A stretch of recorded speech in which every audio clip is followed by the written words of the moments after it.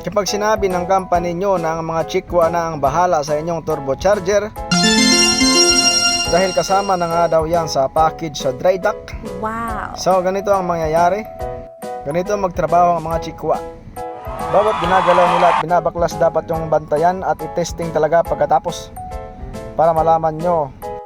Dahil kapag hindi nyo binabantayan ang kanilang trabaho guys, ay sigurado may mangyayari pagka-testing.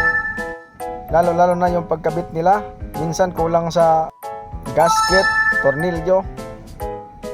Minsan hindi pa hinihigpitan yung mga tornilyo. Yes! At talagang bara-bara talaga silang magtrabaho guys, at wala silang pakialam kung anong magiging kahinatnan ng kanilang trabaho. So kapag dock row yung pinagawa guys ng mga job maintenance, dapat yung talaga silang bantayan. Disassembly tsaka assembly, para sigurado kayo na pagkatapos ay magiging okay ang lahat. Dahil talagang hindi talaga nila yan aayusin, lalo nang walang nakabantay at nakatingin. Wow. Ugaliin nating bantayan ang kanilang mga trabaho.